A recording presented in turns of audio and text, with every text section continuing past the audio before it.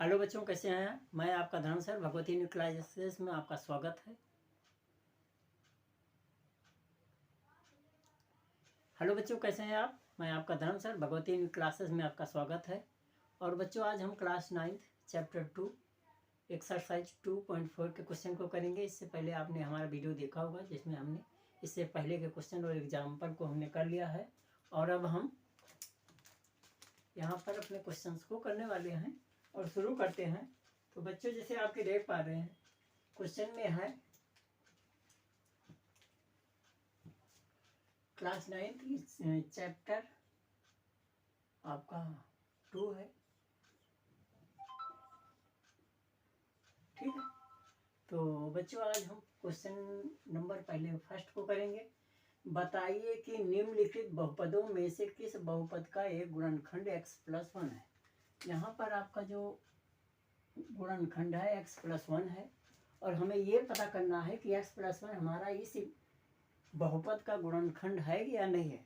तो इसका जो हमारी गुणनखंड प्रमेय है उसमें उसका प्रयोग करके हमने आपको क्वेश्चन बताए थे। और जब हम इस गुणनखंड के शून्यक को अगर इसमें रखते हैं और वो 0 हो जाता है, शेष हमारा 0 आता है, तो वो उसका गुणनखंड होता है। ठीक है, और शून्यक का पता करना होता है तब भी हम उसकी वैल्यू को रखते हैं। अगर शेषफल 0 आ जाता तो उसका शून्यक होता है, और अगर शेषफल कुछ और आता है शून्य के अतिरिक्त तो उसका गुणनखंड मतलब वो उसका शून्यक नहीं होता। अगर शून्यक नहीं है तो गुणनखंड भी नहीं है। तो चलिए हम शुरू करते हैं अपने एक्सरसाइज के क्वेश्चंस को। तो बच्चों आप यहाँ पर एक बार और देख लें। बताइए कि निम्नलिखित बहुपदों में से किस बहुपद का एक गुणनखंड x+1 है। मतलब ये 4 आपके क्वेश्चन हैं, इसमें से x+1 का पता करना कि किसका गुणनखंड है किसका नहीं है। तो सबसे पहले ये आपका x+1 = 0, x बराबर हो गया -1। अब x बराबर -1 इसमें रखने पे आप रखोगे क्वेश्चन में पहला, तो ये है px बराबर x³ + x² + x+1। बच्चों क्वेश्चन बहुत सिंपल है, बहुत आसानी से आप समझ सकते हैं। आपको क्या करना है, जो ये आपकी का गुणनखंड दिया है उसमें x की वैल्यू निकाल लेना है, मान निकाल लेना है, और उस मान को आपका जो बहुपद दिया गया है उसमें रख देना है। अगर इसका मान 0 आ जाएगा तो ये इसका गुणनखंड है, अन्यथा नहीं है। चलिए हम देखते हैं कि क्या होने वाला है और क्या निकलेगा। तो यहाँ पर हम रखेंगे -1 का घात 3 प्लस -1 का घात 2 प्लस -1 + 1। बच्चों यहाँ घात विषम है, और जब घात विषम होती है तो माइनस की संख्या का उत्तर माइनस में आता है। यहाँ सम है तो ये आपका प्लस में आएगा। यहाँ -1 मतलब 1 है तो ये भी माइनस में आएगा, +1 आएगा। इससे ये कट गया, इससे ये कट गया। बच्चों क्या आ गया? 0 आ गया। और जब शेषफल हमारा 0 हो जाता है तो गुणनखंड होता है। ये क्या है?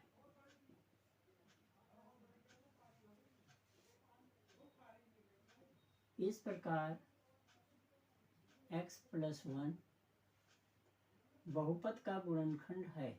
बहुपद का गुणनखंड है। तो बच्चों आप समझ गए होंगे कि ये हमारा इसका गुणनखंड है। अब हम दूसरा करते हैं। वैल्यू आपको यही रखना है, x बराबर x+1 बराबर 0, तो x = -1। ठीक है, तो px बराबर है, यहाँ पे देखो x⁴ + x⁴ + x² + x−1। अब यहाँ पर भी वही वैल्यू रखना है आपको, -1⁴ + -1⁴ +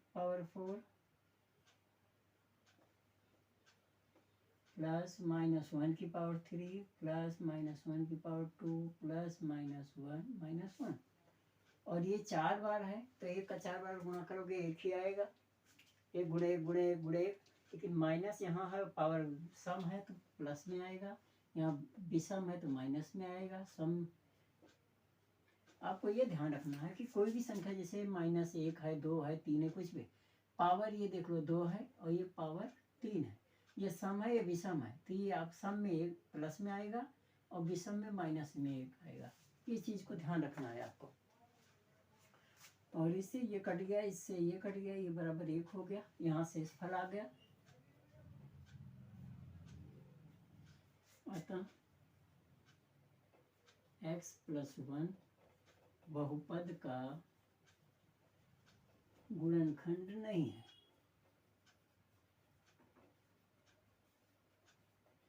तो बच्चों आप समझ गए कि जब हम उसका गुणनखंड की वैल्यू या x का मान जो है हम समीकरण में रखेंगे, अपने बहुपद में रखेंगे, और मान रखने पे अगर वो 0 हो जाता है तो वो उसका गुणनखंड जो है, उसका बहुपद का गुणनखंड है, अदरवाइज नहीं है। तो समझ गए होंगे बच्चे।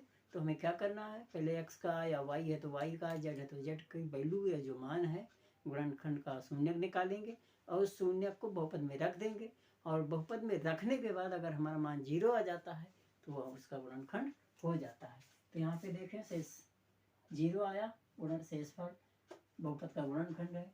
यहाँ नहीं आया, मतलब इसकी संख्या वैल्यू 1 में आ गई, तो ये इसका गुणनखंड नहीं है। अब हम इसका तीसरा पार्ट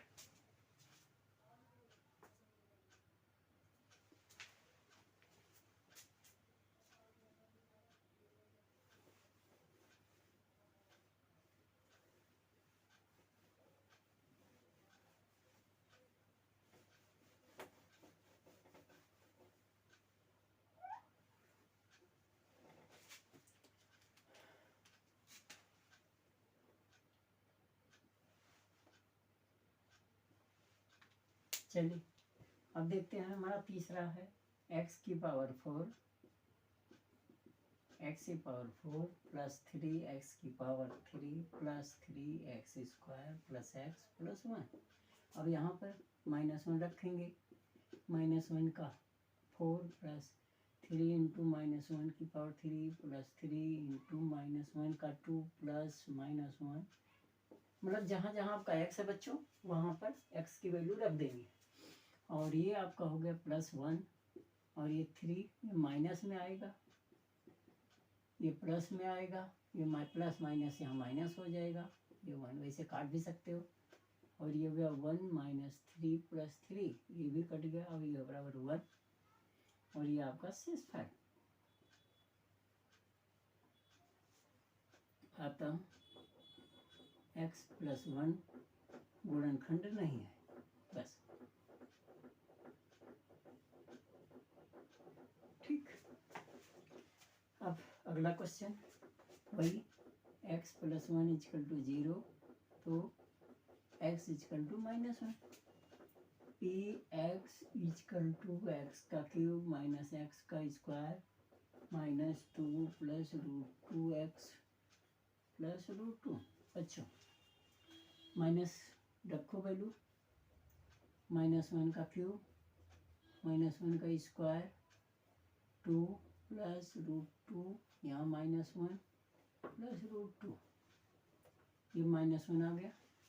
ये माइनस का स्क्वायर है, प्लस हो जाएगा, लेकिन यहाँ माइनस है इसलिए ये भी माइनस में आएगा। इस -1 से यहाँ गुणा कर दो तो -2 - √2 हो जाएगा, क्योंकि -1 से गुणा करने पे कोई बदलाव नहीं होगा, लेकिन माइनस जो है यहाँ पर दोनों में आ जाएगा। अब ब्रैकेट खोल दो, ये -1 - 2 बन गया, ये माइनस माइनस +2, माइनस माइनस +√2 और +√2। देखो ध्यान से, -1 - 2 हो गया, माइनस माइनस यहाँ प्लस आएगा, ब्रैकेट ओपन हो गया, 2 प्लस में आ गया, माइनस माइनस प्लस ये भी प्लस में आ गया, और ये है इससे ये कैंसिल हो गया, और ये हो गया 2√2, और यहाँ पर 2√2 आ गया। इसका मतलब जो है शेष आया है, तो ये इसका गुणनखंड नहीं है। अतः x+1 गुणनखंड नहीं है।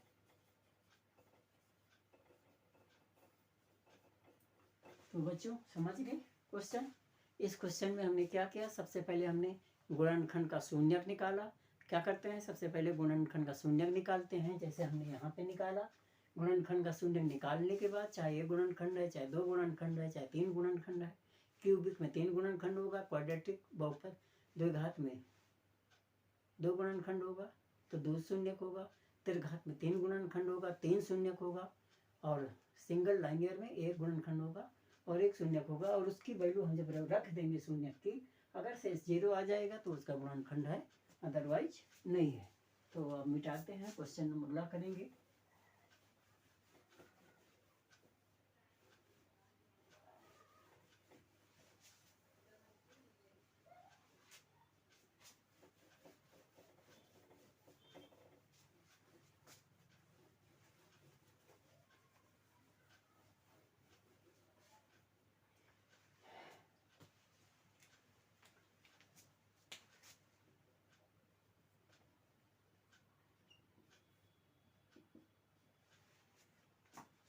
गुणनखंड प्रमेय द्वारा बताइए कि क्या GX PX का गुणनखंड है। मतलब इसमें GX है, ये PX है, तो ये पता करना है ये इसका गुणनखंड है कि नहीं है। तो बच्चों इसमें हमें सबसे तरीका क्वेश्चन नंबर 1 की तरह ही है,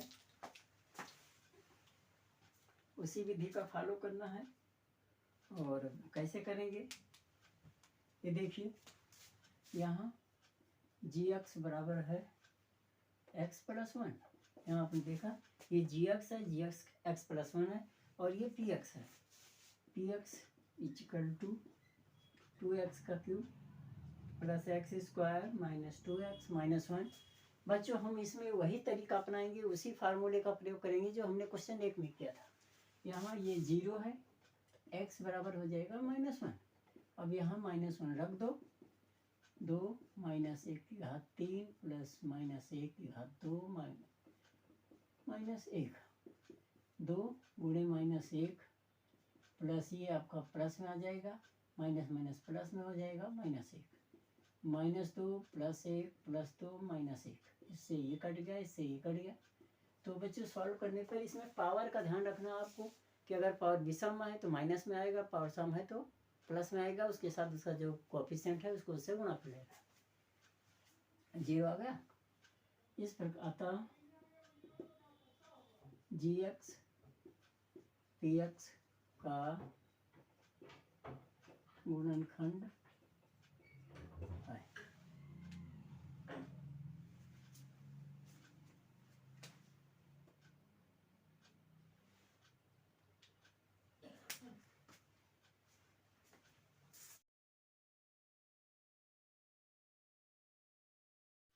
तो आपने समझ लिया कि GX PX का गुणनखंड है।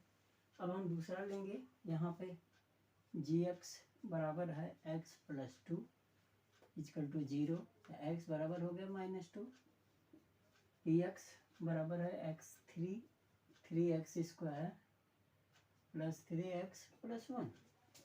तो यहाँ पर बच्चों हम माइनस 2 रखेंगे, माइनस 2 रखने पे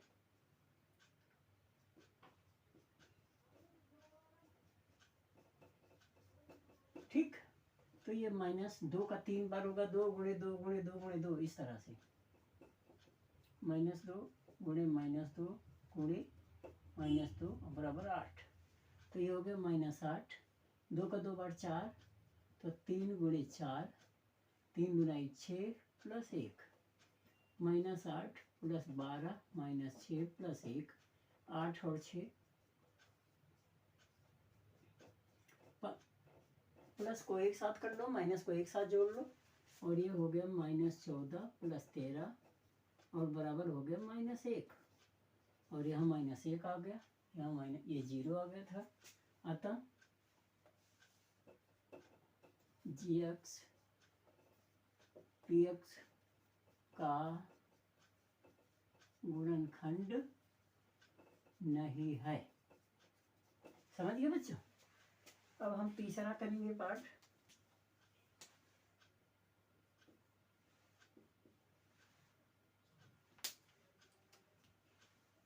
GX equal to x minus 3 equal to 0, x बराबर 3, और इसके बाद आपका हो जाएगा PX equal to x cube minus 4x square plus x plus 6, ये है।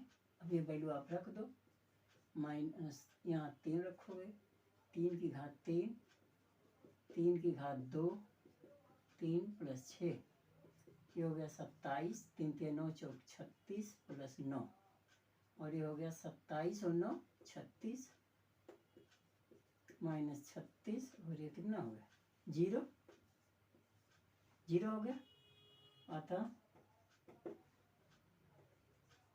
GX PX का गुणनखंड है। तो बच्चों आप समझ गए कि ये जो है हमारा क्वेश्चन नंबर 2 था। क्वेश्चन नंबर 2 और क्वेश्चन नंबर 1 एक ही है।